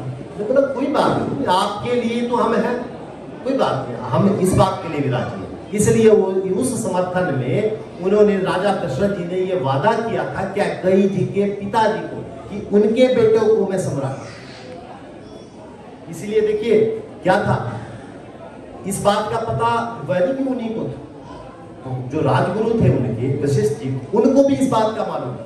इसलिए जब कैकई जी ने ये बात बोली थी तो राजगुरु जो थे वशिष्ठ जी थे, क्योंकि राजगुरु जो बोलते वो फाइनल हो जाता, ठीक है। तो वशिष्ठ मुनि बोल सकते थे ना उस समय भी, क्या कहीं नहीं ये ऐसा नहीं होगा, ये तो राजगुरु बोलते थे वैसा जाऊंगा। तो राजगुरु ने भी ये बात नहीं बोली, कारण क्योंकि राजगुरु को पता था कि ये वादा राजा दशरथ पहले कर चुके कि इनके बेटे को सम्राट बनाए, ठीक है। तो क्या हुआ, ये शादी हो गई, चलो कैकेयी भी आ गई। अब जब बच्चे हुए तो कैकेयी के बेटे का क्या नाम था, भरत, ठीक है। लेकिन कैकेयी के पास जो हमेशा रहता था वो कौन था, राम। सारा दिन, सारा मतलब कहीं कैकेयी, अगर कहीं राम जी को ढूंढना तो कहा कैकेयी के पास। एक बार कौशल्या मैया बोलती है कैकेयी से, एक रिक्वेस्ट, हाँ भैया बताओ क्या बात। बोले मैं चाहती थी कि ये मेरे रामचंद्र जो है सोए हुए का इनका ललाट कैसा लगता है, सोए हुए रामचंद्र जी का चेहरा कैसा लगता है, मैं ऐसा देखना चाहती हूँ। तो क्या एक रात के लिए मैं अपने साथ रामचंद्र को सुला सकती हूँ? ये कौन बोल रही है, ये कौन बोल रही है, कौशल्या मैया। किससे बोली है, कैकेयी से। एक रात के लिए सुला सकती है? कैकेयी ने बोला हाँ हाँ दे देंगे। हम बोला तो मन मन से, बाहर से हंसते हुए अंदर से होता है ना, कई बार हम भी कर देते हैं चल रहा, ठीक है ले गई। रात को सो गए, रात को दिखा दी रात हो गई, रामचंद्र जी इधर इधर इधर जैसे बच्चे बिल्टनियां मारते रहते सोने का नाम। तो वो सोचे कि ये सोए तो मैं वो देखो उनका चेहरा, जिसके चक्कर में मेरी रात भी आज सारी खराब हो गई, सुबह काम करना है, ड्यूटी पे जाना है, ठीक है। तो क्या हुआ, वो सोने का नाम नहीं। अब जब आधी रात हो गई तो कौशल्या मैया रामचंद्र से पूछे, बेटा नींद नहीं आ रही? हाँ नींद। बोले क्यों? बोले जब कैकेयी मैया मेरे सिर पे हाथ फैलाती थी, लोरी सुनाती है, तुरंत चली जाती। अभी मैं तो अरे कोई बात नहीं, आधी रात बेटा मैंने एक रात की, सॉरी क्या कर रही हो, उठाया, चल ले चलती हूँ कैकेयी मैया के पास। जैसे दरवाजा खोला तो देखा कि एक खंबे के पीछे सुबकने की आवाज है, जैसे माताएं रोती है ना तो रोती है, हाँ ऐसे रोती है, तो कभी कभी कभी कभी कैसे रोती है, सुबकने के साथ रोती है, तो वैसे वो सुबकने की आवाज है। क्योंकि साइलेंट था ना, आधी रात थी तो छोटी सी आवाज भी सुनाई दे रही, कौन होगा। जब जाके पीछे देखा तो कैकेयी तू, बोले राम के बिना एक पल नहीं। उस खंबे के पीछे कैकेयी मैया भी राम जी का वेट कर रही थी, तो कौशल्या माता ने कैकेयी मैया को, तो इतना प्रेम। आपको मालूम है सारे बच्चे ननिहाल जाते हैं, लेकिन भगवान रामचंद्र जी कभी ननिहाल ही नहीं गए, कभी ननिहाल नहीं गए। कारण कैकेयी छोड़ती नहीं, ना तो कैकेयी छोड़ती थी, ना भगवान रामचंद्र जी जा पाते थे। सारी जिंदगी ननिहाल नहीं गए, सारे बच्चे जाते थे। कैकेयी ने जब एक महल बनवाया, कैकेयी आपने देखा थोड़ी माता जो था, जो पत्नी आपने सुना कि दशरथ जी की जो सबसे प्रिय पत्नी थी वो कौन थी, कैकेयी, ठीक है। वो लास्ट में थी, सुंदर थी, ये थी, वो प्रिय, वो बड़ी थी तो ठीक है, लेकिन वो सुंदर थी और प्रिय भी थी, ऐसा। और वो थी वीर, ऐसा नहीं वीर थी, उनमें थी। जब दशरथ जी युद्ध के लिए गए थे देवताओं के साथ, जहां उनको वरदान मिले थे, देखो तो कैकेयी ने वो जहां वो उनका वो होता ना रथ का पहिया खुल गया था, तो कैकेयी ने अपनी बाजू दे दी थी वहां पे, उस किले की जगह। जब वो जो रथ का पहिया चल रहा था युद्ध में, तो क्या था कि वो किला निकल गया तो टायर खुल जाता, रथ गिर जाता, तो दशरथ जी गिर जाते, हार भी जाते। तो कैकेयी उनके साथ ही, कैकेयी ने क्या किया, अपनी बाजू उस किले की लगा, समझिए आप, टायर के बीच में जो किला जैसा रहता है, ठीक है, तो बाजू वहां से तो दशरथ जी ने उसको वरदान दिए थे कि बोल कैकेयी, तूने ऐसी मेरी जान भी बचाई और ये किया, बोल क्या चाहती है। तो उन्होंने बोला 2 बार दे। बोले मां क्या मांगती है, बोले नहीं अभी नहीं, अभी नहीं, टाइम पे मांगूंगी। तो वो 2 बार कब मिले थे, तब मिले थे कैकेयी। तो अब क्या था, अब वो कैकेयी मैया ने जिद करके एक महल बनवाया, जो अद्भुत महल तो अच्छे होंगे राजाओं के, लेकिन कैकेयी ने अपने लिए बहुत अद्भुत महल बनाया। जब रामचंद्र जी शादी करके आए, क्योंकि वो पता प्री प्लान थोड़ी था, कोई रिश्ता थोड़ी भेजा था, ऐसा तो था नहीं रामचंद्र जी की शादी में, है वो तो गए तो पढ़ते थे, वहां शादी करके आ गए। होते हैं ना यहाँ बच्चे भेजने के बाद भेजते हैं वो गए तो पढ़ते शादी करके आ गए, तो भेजे तो वैसे थे उनके वो बड़े शादी करके आ गए। अच्छा चलो ठीक है जी। तो अब वो रहने के लिए बोले हम भी होते ना, कमरा बनाना पड़ेगा। और राजाओं की बात तो कमरे में थोड़ी बात चलेगी, महलों की बात चलेगी। तो एकदम से तो महल बढ़ के नहीं जाएगा। तो क्या कई मैया ने अपना वो महल जो कई सालों से तैयार करवानी थी अपने लिए, वो रामचंद्र जी को गिफ्ट कर दिया। कितना प्रेम था। अब क्या हुआ, ऐसा क्या हुआ, क्वेश्चन तो ये, ऐसा क्या हुआ कि इतना प्रेम हम सुनते हैं और उसी क्या कई मैया ने भगवान रामचंद्र जी को वनवास भेज दिया। ऐसा क्या आती है ना, कभी तो आती है बात। ठीक है, वो मंथरा ने बुद्धि भेज दी, इतनी भेज दी, चलो माता है, एक तो चुगली होती है तो कर देती है, ऐसा लड़ जाती है, छोटे मोटे पड़ोसी से लड़ जाएगी सर, पर बेटे से नहीं लड़ेगी।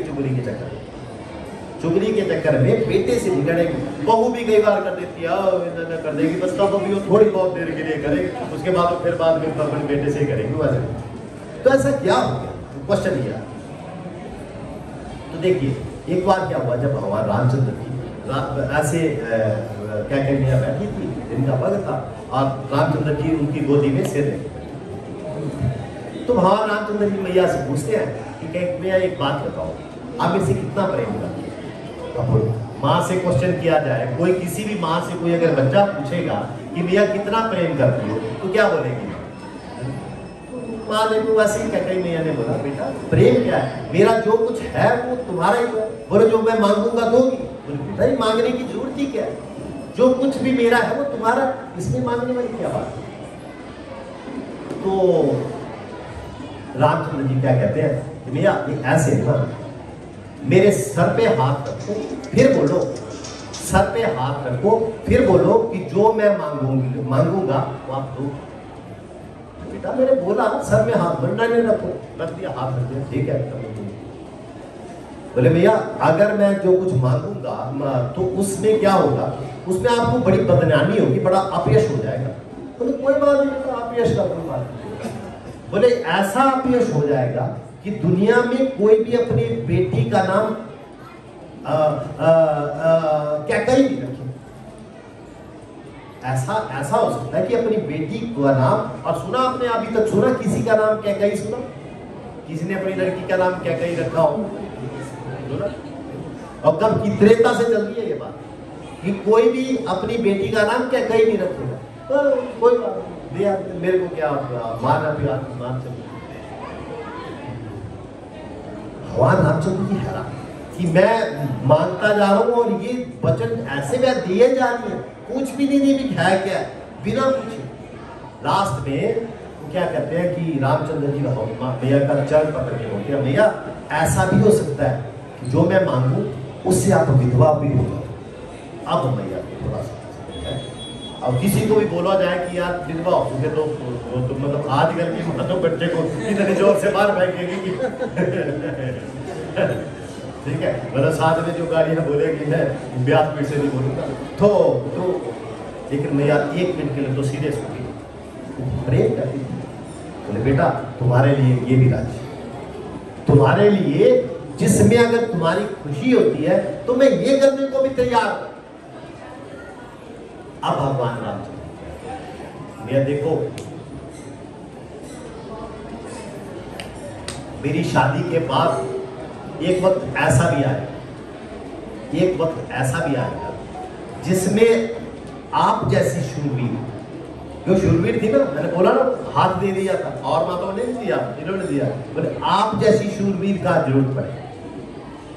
और ऐसा भी हो सकता है आप वो मेरे को 14 साल के लिए वन भेजा, जैसे मैया ने सुना कि 14 साल वन भेजना सकता, धड़ाम करके कह रही बेटा जो अपयश होता हो तो कोई बात नहीं हो, मेरी निंदा होती हो तो कोई बात नहीं हो, मेरे नाम पे कहते हैं जिंदगी में कोई नाम ना रखे तो कोई बात नहीं हो, मेरे पति देव का भी अगर उसमें त्याग करना पड़ता तो कोई बात नहीं हो, लेकिन अगर तुम ये बोलते हो कि 14 साल का वनवास वापिस ले लो, ये मेरे वचन वापिस ले लो, कोई बात नहीं, मैं भी इस बात से राजी हूं। अब भगवान रामचंद्र जी ने तो हाथ पहले से कर, भगवान रामचंद्र जी ने तो हाथ पहले से कर, वो दिन आज का उस दिन के बाद कैकेयी मैया थोड़ी थोड़ी राम से दूर है, बिल्कुल सीरियस होगी। कैकेयी मैया बिल्कुल सीरियस होगी। उस राम जिसके बिना वो एक क्षण नहीं रह सकती थी, एक क्षण नहीं काट सकती थी, उसके बाद कैकेयी मैया ने रामचंद्र जी से दूरी बनाई। अब वो वक्त आया, ठीक है। देखिए, ऐसा बेटा जिसने भरत जैसे, भरत है ना, ऐसा बेटा, ऐसी मां जिसने भरत जैसे बच्चे को जन्म दिया, उस मां को कभी भी जीवन में भरत ने मान सुना। जब ऐसा वनवास हुआ रामचंद्र जी को, तो भरत जी ने जीवन में कभी भी कैकेयी को मान नहीं। आप सोच सकते हो।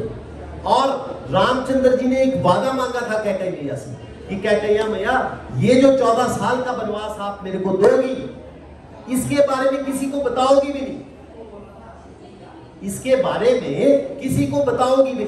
बताओ कितना बांध दिया था, ये सोच सकते हो मां को कितना बांध दिया, कितनी घुटन हुई होगी मां को।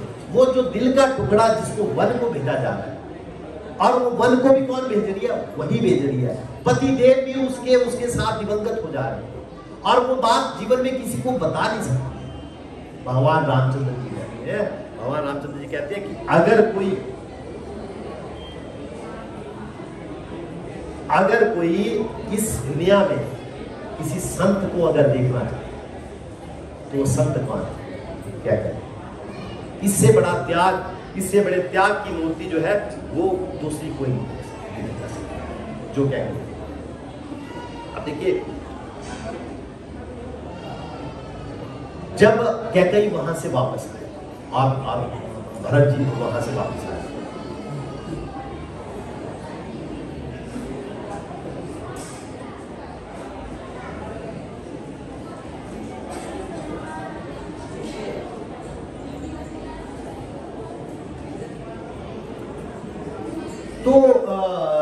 तो जैसे हाँ वहां से वापस नहीं, मैंने इशू बोला था कि जब ये वादा, जब उनसे कैकेयी ने ये बात की, तो भगवान रामचंद्र जी ने कैकेयी को किया। भगवान रामचंद्र जी बोलते हैं कैकेयी मैया, कारण देखो, ये जिसके लिए 14 साल, वो आपने सुना वो भीलनी थी एक, सुना, शबरी, ठीक है। हजारों वर्षों से शबरी पत्ते सूखे खा के, पत्ते खाली सूखे पत्ते खा के सूखे। किस लिए? जब मैं शबरी पे आऊंगा, शबरी पे काफी लोगों ने सुना है, जब ये कथा बीच में शबरी आएगी तो मैं शबरी के ऊपर एक दिन पूरा चैप्टर बताऊं, क्योंकि शबरी का प्रसंग ऐसा प्रसंग है जिसको एक क्षणों में नहीं बताया जा सकता। हम लोग गुरु के मानते गुरु की बातों को मानते, ठीक है, गुरु की बात को मानना चाहिए। हमें क्या बोला जाता है? हमें क्या बोला जाता है कि 16 माला करनी चाहिए, बोला जाता है। 16 माला करने से क्या होगा? क्या होगा 16 माला करने से? हाँ जी, बोलो क्या होगा? कोई तो सवाल जवाब। हाँ, हृदय की शुद्धि हो जाएगी। और अभी रामपुर जी सुबह लेक्चर में बोलते हैं, ये बाबूजी भी बोलते हैं, भगवत धाम जाओगे 16 माला करने से। लगता है, अच्छा किस किस को लगता है कि 16 माला करने से भगवत, सच को ना मन से ऐसे नहीं आता है। लगता है क्या बाकी हमारे जिस रंग से हम 16 माला कर रहे हैं भगवत धाम पक्का जाए, किस किस को लगता है? अब मैंने ये बोल दिया कि जिस हिसाब से हम कर रहे हैं ये मैंने अपनी बात बोली, देखो आपकी बात नहीं करी, आप तो बड़ी शुद्धता से करते हो, ठीक है। अगर शुद्धता से करते हो तो क्या भगवत धाम जा सकते हो? जा सकते, विश्वास है। शबरी के गुरुदेव थे जिनका नाम था मतंग, ठीक है। मतंग ऋषि ने एक बात बोली कि शबरी यहां बैठ के भगवान की आराधना, ठीक है, शबरी यहां बैठ के भगवान जी की आराधना। भगवान जी, शबरी ने बोला तो भगवान जी कहां मिलेंगे, मैं कहां जाऊंगी? शबरी ने बोला, भगवान जी ने बोला नहीं, आप नहीं जाओगी कहीं। बोले क्या? बोले तुम यहां बैठ के आराधना करना, आपको ढूंढते ढूंढते भगवान यहां।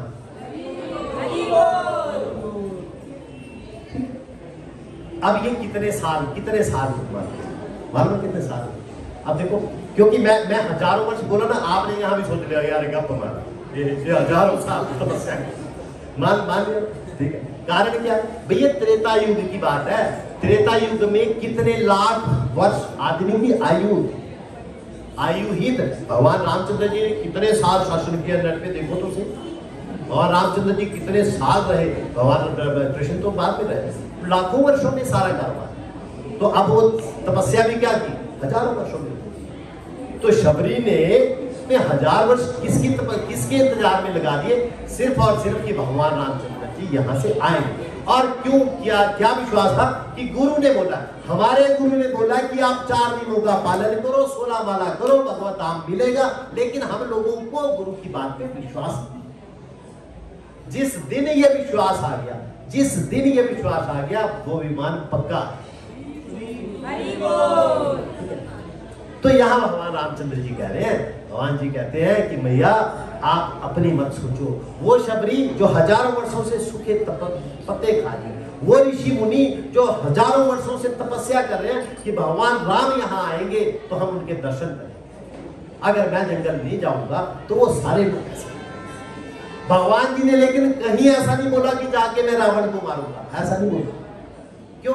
भगवान जी आते हैं तो मारने के लिए नहीं आते, वो तो जाते जाते सफाई करती तो छोटे मोटे कचरा जला, रावण को अट्रैक्ट भी तो हो सकता था, तो बड़ी बात नहीं। तो वो उन्होंने क्या किया, वो तो भगवान जी के किस कार्य थे, वो तो जाते जाते जब थोड़ी सी सफाई करते। तो अल्टीमेटली ऐसा कैरेक्टर था, क्या कहें। अब देखिए, ये तो मैंने बताया आपको फिल्म के हीरो साइड वाले। अब वो विलियन साइड वाले तो थोड़े बताओ, नहीं तो रामायण पूरी विलियन के। अच्छा, किसी अगर मान लो किसी फिल्म में हम देखें सारे हीरो ही हो, विलियन हो ही नहीं, तो कैसी फिल्म हो, चलेगी?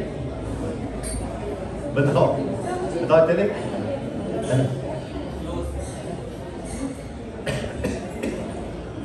अगर विलियन ही ना हो तो स्टोरी तो बनेगी नहीं, ठीक है। देखिए, सबसे पहले जब भगवान रामचंद्र जी लक्ष्मण वगैरह छोटे छोटे थे तो एक ऋषि आए थे जो उनको अपने साथ ले गए थे। मालूम तो क्या नाम था ऋषि का? सोचो, छोटे छोटे थे जब तो उनको ले गए थे अपने साथ, जिन्होंने बाद में शादी करवाई।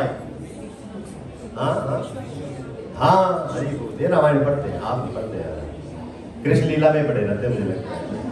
शॉर्ट के नजदीक वाली है ना, द्वापर वाली, वो थोड़ी दूर थी, त्रेता भूल भी गए भैया।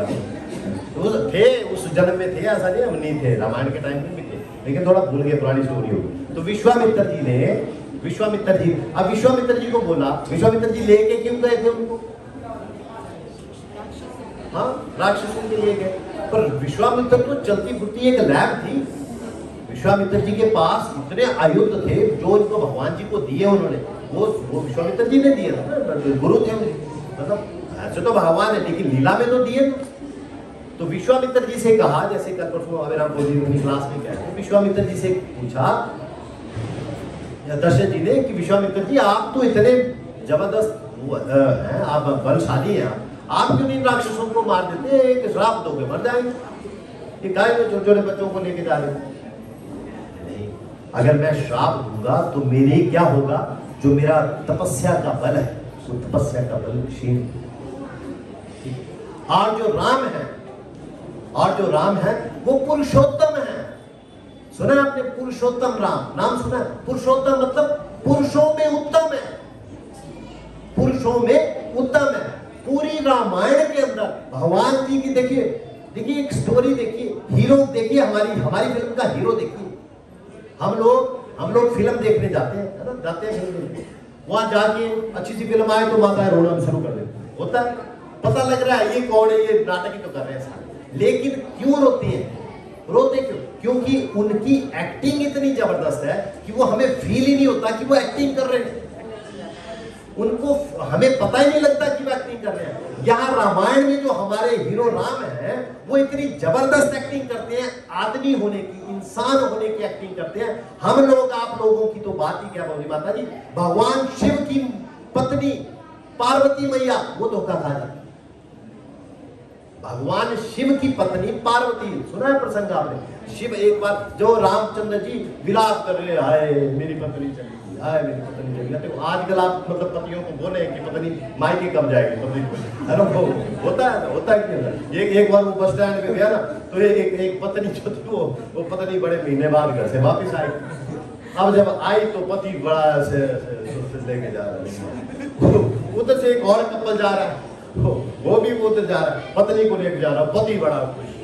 तो वो पत्नी बोलती, भाई तू है जो मेरे को लेने आया, देख देख कैसे तू, और वो देखो पत्नी को लेकर कितना खुश है, बोले तू आई है मैं तेरे को लेने आया, ये छोड़ने जा रहा है।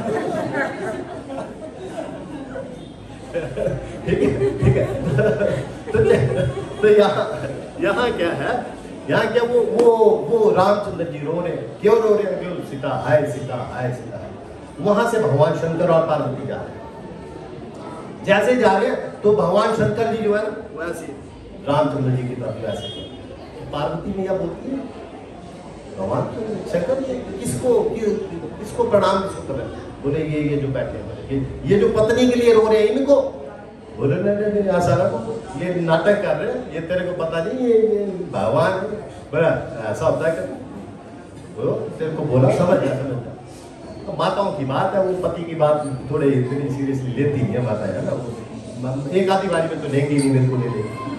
अब वो क्या हुआ कि भगवान ने फिर शंकर जी ने बोला, तो देख तू ऐसा मत कि जगह में मत पड़, ये ठाकुर जी है, इनकी लीला में मत आएगी। तो माता मानेगी तो है, तो क्या किया, चुपचाप वहां से गाया, बोले चलो मैं आ रही हूँ। तो जैसे गई और उन्होंने क्या किया, सीता मैया का वेश बनाया, ठीक है, और रामचंद्र जी के पास आ गए। सीता मैया का वेश बनाया और रामचंद्र जी के पास आ गए। अब रामचंद्र जी बोलते, माते दंडवत दंडवत। बोले आप भी आए हो? शंकर जी को नहीं लाई साथ? भागी पार्वती मैया वहां। अब जाने के बाद क्या करती है, फिर वो शंकर जी चल रहे थे उनके साथ साथ चल पड़े।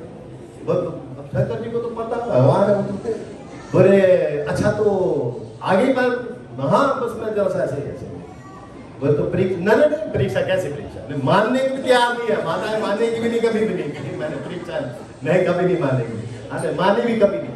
तो अब आप ये देखिए, ये इतनी लीला, मैं क्या कहना चाहता हूँ, भगवान रामचंद्र जी ने इतनी लीला की, मानव इंसान बनने की इतनी लीला की, जिसको कोई पकड़ नहीं सकता, कोई पा ही नहीं सकता था, इस पार किए भगवान जी। मैं कह रहा हूं पार्वती जी नहीं पा सकती, तो हम आप कहें।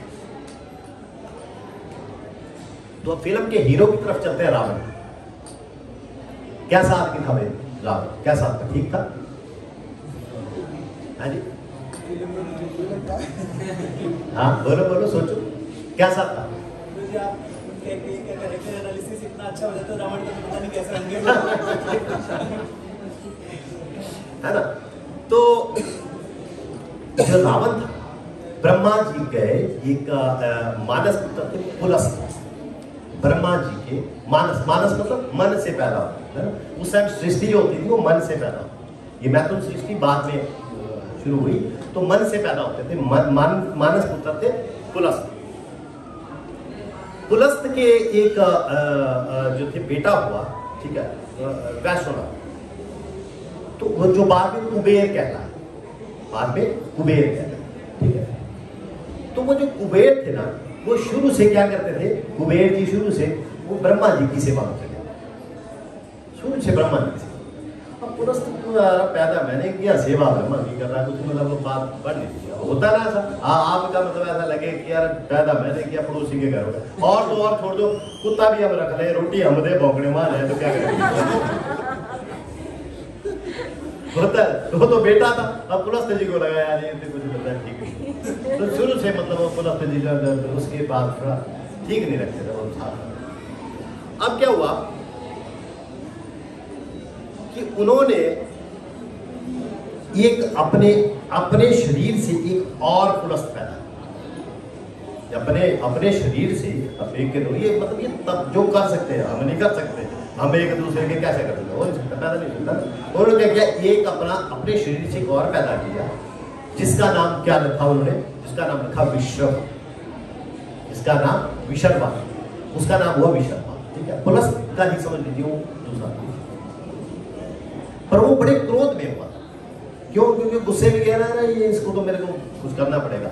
लेकिन अब बाप बेटे को तो कर नहीं सकता, आज के जमाने में तो कर लेगा, तो उस टाइम में तो नहीं करता था, ठीक है। तो बोले उसके लिए क्या किया उसने, वो दूसरा रूप अपना पैदा किया जिसका नाम विशर्मा था।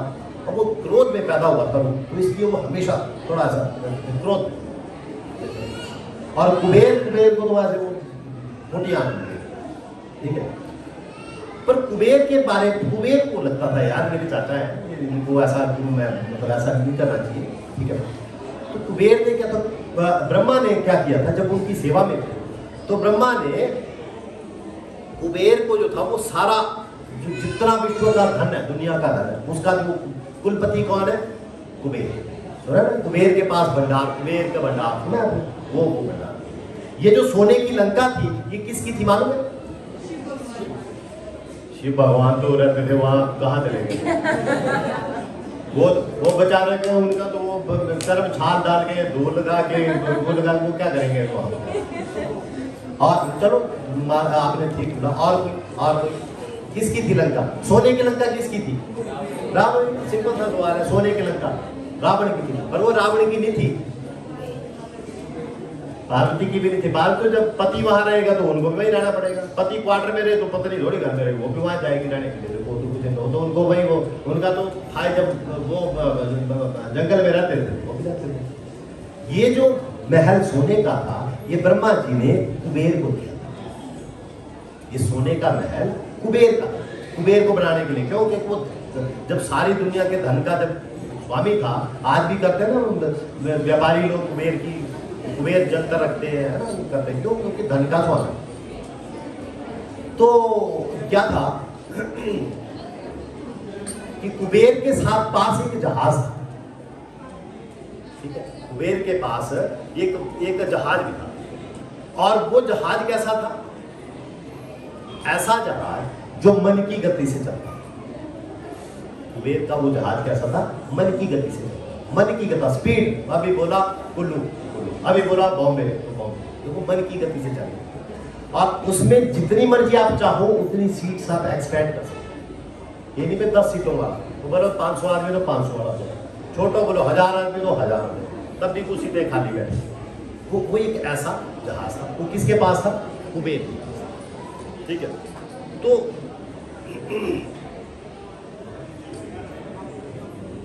उन्होंने क्या किया? उन्होंने अपने चाचा जी को 3 कन्याएं दान दी, भेंट में 3 कन्याएं भेंट में। उन 3 कन्याओं का नाम क्या था? पुष्पोत्कटा, राका तथा मालिनी। पुष्पोत्कटा, राका तथा मालिनी, ये तीन कन्या किसने दी? कुबेर ने। किसको दी? विशर्वा। विशर्वा कौन थे? कौन थे विशर्वा? जो पुलस्त के दूसरी कॉपी क्रोध में उन्होंने अपना पैदा किया। अब आप स्टोरी समझ रहे? देखो, ये मैं रामचंद्र की लीला नहीं बता रहा हूँ, साथ में रावण की भी बता रहा हूँ, ठीक है। मतलब पुलस्त कौन थे? ब्रह्मा जी के मानस पुत्र। और पुलस्त ने अपने शरीर से पैदा किया विशर्वा। विशर्वा को 3 कन्याएं दे दी, किसने? कुबेर ने। बहन की सेवा सुबह करो। अब वो सेवा सुबह करा कुबेर ने दी थी, तो बड़ी सुंदरी थी। राक्षसियां भी सुंदर होती है, नहीं होती है ना, वो भी बड़ी सुंदर होती है। तो वो लंका में कितनी सुंदर होती है, तो बड़ी सुंदर थी वो 3। देख रहे हैं सुंदर होती है, जल्दबाजी हो गई बड़ी।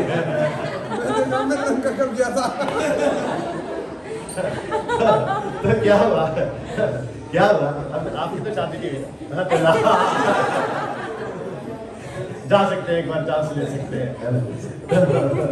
तो क्या हुआ कि अभी तीनों से जब प्रेम हो गया, तीनों से संतानें, जो पहली पुष्पोत्कटा थी उससे तो भयंकर बलशाली पुत्र पैदा हुए। एक का नाम था रावण और एक का नाम था कुंभकर्ण, ठीक है। जो राका थी उससे हुई शूर्पणखा, खर और दूषण। शूर्पणखा, खर और दूषण। जो तीसरी मालिनी थी, जब तक वो तीसरी पत्नी आई थी ना, तब तक क्या हुआ? उनका क्रोध थोड़ा शांत हुआ, थोड़े दिन बता बोलता ना, पहले शुरू में बड़ा गुस्सा कैसे करता है, मेरे बढ़ती लगती है, थोड़ी थोड़ी याद आती आने लग जाता है, थोड़ा शुरू आने। तो वो जब तक वो थोड़ा उनका गुस्सा शांत हो गया था, तो वो कौन आए उनके वहां से, विभीषण। ठीक है, तो 3 दिन हुए। अब रावण, सोचिए आप, जो रावण हुआ वो कोई साधारण आदमी है। ब्रह्मा जी के, देखो ना, ब्रह्मा जी का मानस पुत्र पुलस्त उसका पोता है। ठीक है, भगवान शंकर का अनन्य भगत है, भगवान शंकर का अनन्य। और पुलस्त कोई छोटे नहीं थे, आम तो 10 प्रजापति जो है, 10 प्रजापतियों में से एक है पुलस्त। ऐसा मत सोचना, पुलस्त तो मानस पुत्र तो थे, तो 10 प्रजापतियों में से जो इससे पीछे का मनवंतर था, उस मनवंतर में ये पुलस्त जो थे वो सप्तऋषियों में से एक थे। पुलस्त उन सप्तऋषियों में से एक थे। तो क्या हुआ पूरी माता जी, ये रावण, उसके अलावा क्या था, 10 ग्रीव। 10 ग्रीव मतलब 10 सिर। देखिए रावण को देखा मैंने रामलीला में, कितने सिर होते हैं, 10। अब जो ऐसे अगर 10 सिर हो जाए तो आपने कभी सोचा रावण सोएगा कैसे? सोचो अगर 10 सिर लगे हों तो ऐसे आप बिल्कुल मार कैसे सोचो, प्रॉब्लम आ जाएगी, प्रॉब्लम आ जाएगी। ये एक बात बताऊं आपको, ये मेडिकल डॉक्टर तो है, सारे मेडिकल लाइन के आपने देखा वो जो दवाई का पत्ता होता है, दवाई के पत्ते में 10 गोलियां होती है। कितनी होती है? 10 ही। सोचा कभी ये 10 ही की होती है, 12 की होती है, 14 की होती है? ये रावण के टाइम की चली है। ये पैकिंग रावण के टाइम की आई है। ठीक है, तो क्या होगा, अब ये 10 सर का मतलब क्या है? देखिए एक रामायण में ये बोला गया, मैंने बोला मैं अलग अलग रामायण से आपको बताऊंगा। एक रामायण बड़ा अच्छा बताया गया। 10 सर का मतलब है कि वो ऐसा आदमी जो 10 सिरों के बराबर आईक्यू रखता है, जिसके सोचने की शक्ति 10 सिरों के बराबर है, जो 10 तरह से सोच के काम करता है, 10 दिमाग लगाता है, वो 10 सिर वाला नाम है। ठीक है, अब देखिए कितना बलशाली था रावण कि हम वो करते हैं। आप में से कोई पाठ कराता है, नवग्रह पूजन करता है, ये शनि का दान करा देते हैं, हम क्या कराते हैं जी, ये पूजन कर दो, मंगल का कर दो, है। तो ये ग्रहों की शांति है। ये मंगल जो ग्रह है ना, ये बड़ा जबरदस्त ग्रह है। लड़कियों की शादी में मंगल हमेशा लड़कियों में नजर रहता है, वो मांगलिक है, वो शादी में होता है, ऐसा लगता है। तो रावण इतना शक्तिशाली था, उसने 9 के 9 ग्रहों को बंदी बना के रखा था। 9 ग्रह बंदी बनाए थे, और शनिदेव जिससे हम डरते हैं बहुत ज्यादा, ठीक है, ढैया है उसका, 60 है, शनि के ऊपर तो पांव रख के बैठता था। आप रावण की कभी फोटो देखो तो जैसे ऐसे नीचे ऐसे बैठते हैं ना राजा लोग, ऐसे, तो पांव किसके ऊपर रखता था? शनि के ऊपर। कितनी ताकत थी, आप ये सोच सकते हो। अब क्या हुआ स्टोरी में, थोड़ा सा ट्विस्ट था। क्या अब भगवान रामचंद्र जी पहुंच गए कहां पे, युद्ध जाने के लिए जा रहे थे ना, तो समुद्र के किनारे पहुंच गए। समुद्र के किनारे जब गए तो एक जगह आती है रामेश्वरम, सुना ना, रामेश्वरम में, वहां पे हम जाएंगे कभी, हम सारा वहां का टूर जाता भी है, हम भी टूर बनाएंगे कभी रामेश्वरम में भगवान शिव का बहुत सुंदर। तो रामचंद्र जी ने वो भगवान शिव की जो शिवलिंग बनाई थी, बालू की शिवलिंग बनाई थी, अपने हाथों से बनाई। और वो इतनी बड़ी शिवलिंग है, कहते हैं बहुत सुंदर शिवलिंग है, हमारा तो तीर्थ है, तो हम वहां पे जाएंगे। अब जब वो उसकी स्थापना करनी थी शिवलिंग, तो उनको एक पुरोहित की आवश्यकता, भगवान रामचंद्र जी को एक पुरोहित की आवश्यकता। अब पुरोहित कैसा हो? ऐसा पुरोहित होना चाहिए जो शैव हो, शिव का भक्त हो और वैष्णव भी हो। ऐसा पुरोहित अब जंगल में, समुद्र के किनारे कहां ढूंढना, बोलो, बड़ा मुश्किल की बात। शैव भी हो, ये भी हो, अब जो उनके साथ एक थे जामवंत, और रामचंद्र जी के सलाहकार थे उस टाइम से जामवंत। ये जामवंत जी भी कौन थे मालूम है? ब्रह्मा जी के पोते हैं ये कोई इनको ऐसा मत सोच रहे छोटे मोटे बालू जैसे वहां दिखाते हैं, ब्रह्मा जी के पोते, पुलस्त के इक्वल, पुलस्त में इक्वल थे और उससे मित्र थे, ठीक है। और जामवंत जी को बोला, जामवंत जी कहते हैं कि भगवान एक पंडित है मेरी नजर, एक पंडित है मेरी नजर, पर वो मानेगा नहीं। भगवान पूछते कौन, फिर भी नाम तो बता, शायद बढ़ी जाएगा। बोले रावण। अच्छा, अब देखो, हाँ, सारे वेदों का ज्ञाता था रावण, सारे वेदों का ज्ञाता था। रावण से बड़ा पंडित कोई नहीं था, लेकिन वो माँ राक्षसी थी, आई थी, है ना, तो इसलिए वो राक्षसी गुण तो थे।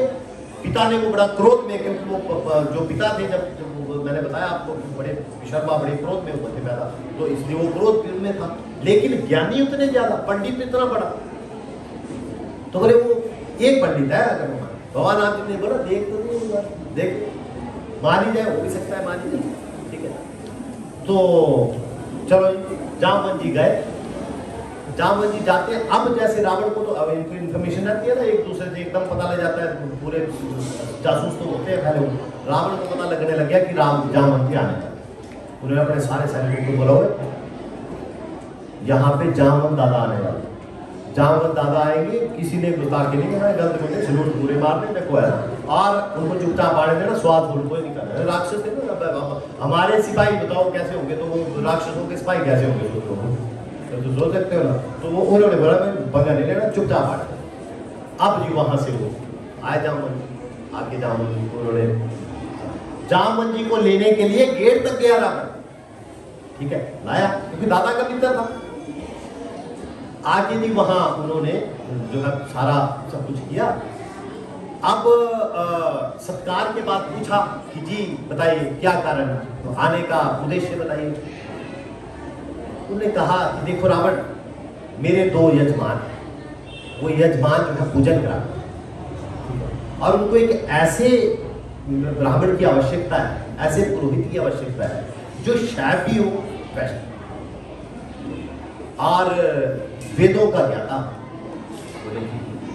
तो बोले मुझे, मेरी नजर में आपसे ज्यादा बड़ा जो है ऐसा ब्राह्मण को।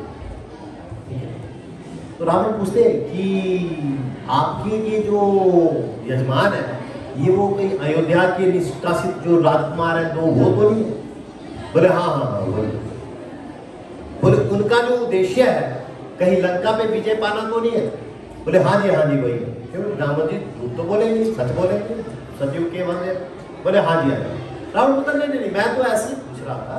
हालांकि ब्राह्मण का ये काम नहीं है यजमान से पूछना कि तू क्यों करवा रहा है, ब्राह्मण पाठ करा रहा है, ब्राह्मण को जिस पाठ के लिए बुलाओ ब्राह्मण। और आजकल के ब्राह्मण तो बेचारे बड़े अच्छे हैं, उनको लोग गायत्री आती है, महामृत्युंजय आता है, सारे मंत्र जो मंत्र बोलो हाँ जी आता है, पैसे कौन छोड़े। तो रावण वो तो वैसे भी का था, तो बोला हाँ जी ठीक है। बोले ठीक है, आप आए पुरोहित को पूछने के लिए, तो पुरोहित का ये धर्म है कि यजमान के लिए वो सब कुछ करे, ठीक है।